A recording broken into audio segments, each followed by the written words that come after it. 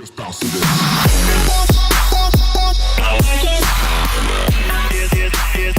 How's it going, everyone? Welcome back to part 3. My name is Brandon Clements. Let's go ahead and jump straight into our project. We are actually going to clean up all this geometry from this part here for the panel that's going in. We can make this a lot nicer. So I think that's what we're going to do. I like how this comes around and we have this geometry that loops.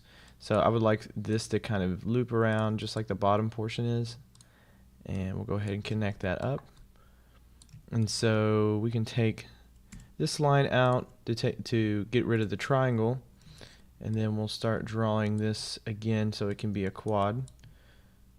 Okay, make sure you put it straight on that line. We'll draw it up. Okay, get rid of this triangle. We need to make this line go straight up again so we all have quads here. And then actually you can see here this is kind of a tricky portion because I would like for this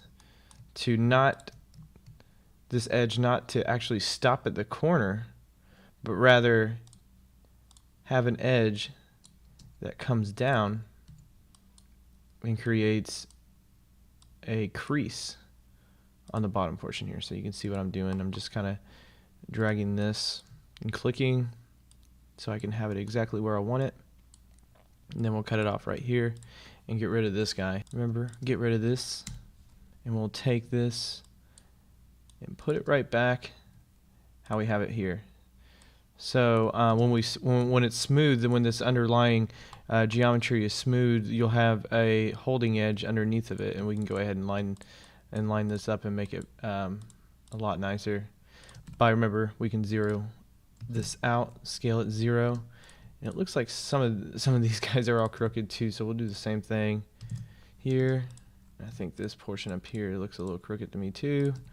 So we can just, come in here real quick and get that actually evened out.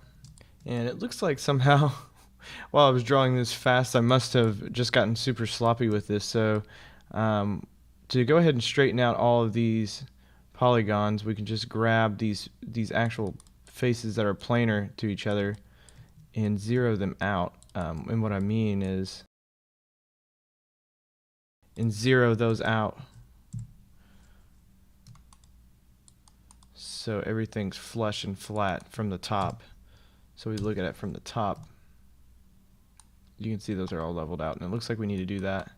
Maybe when we were scaling inwards and extruding, it looks like I kind of had messed this up. So that's what I'm going to do, is just take some time and make sure all of our faces are flat. So I'll go ahead and clean that up right now.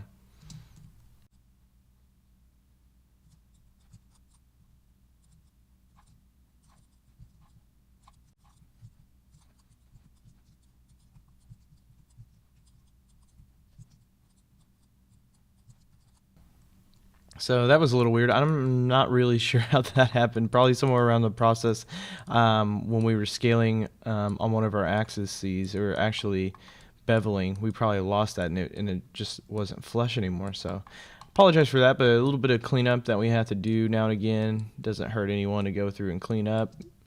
Let's see. We'll go ahead and move some of this stuff around, and I'm going to draw this line up. This edge right here. I'll go ahead and draw this one up just like that, and we're starting to have a lot better edge flow. And you can see here we could run this edge. If I take this out and draw a new one in here, we can connect this up, and that's okay because it's not actually flowing through that middle face that I was worried about before. And everything is looking fine as long as we don't distort anything that has to do with that middle face. Okay, so I just pulled those up into the top detail, so we're not seeing any kind of breakage there. And I'll go ahead and add 2 more lines. Connect those up.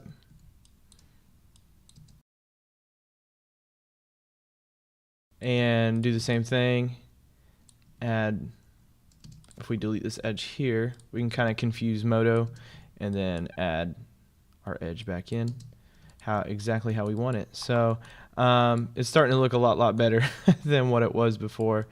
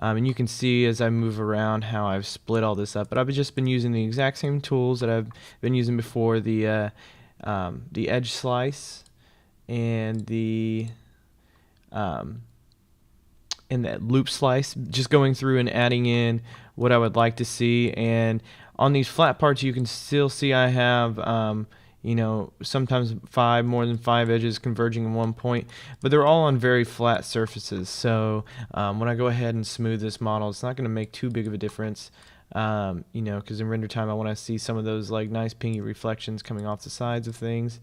And you can see that I can add a loop here on the side. And now these aren't connected, these are separate pieces, but it will give it a nice edge once I go ahead and smooth it. And the bottom parts and the top parts have no faces at all, so that's a good thing to mention. So when it is smooth, it'll be a very hard crease because there are no more edges for the algorithm to go through and average out. So even on the bottom part. So the only thing that I like to keep in my scenes are the actual faces that will be rendered at render time, and then everything else I kind of just get rid of. And you can see that there's going to be a lot of holding edges for us to go back and add in places just to get the desired result that I want, along these edges, so that there's consecutive lines flowing through each other. So I can add another one there. It's okay that this one just trails off and goes to the end. All this stuff is flat here in the front anyway, so when I smooth that, now you can see that crease is a lot harder, but you can see that this is rounded, and the only reason being is there is not another edge that follows all of this through. And you can see that it's very hard on that as well. So we could go ahead and edit this stuff. There's a great tool for this to go ahead and slide edges around. I'm going to deselect the ones I don't want to slide around. And let's see, it's under the, I believe it's the basic. Yeah, it's just on the edge, and it's just the slide tool. So we can just click on the slide and just kind of manipulate all these edges how we would like by invoking that tool. And I just want to slide these around so we get resolution kind of spread out evenly.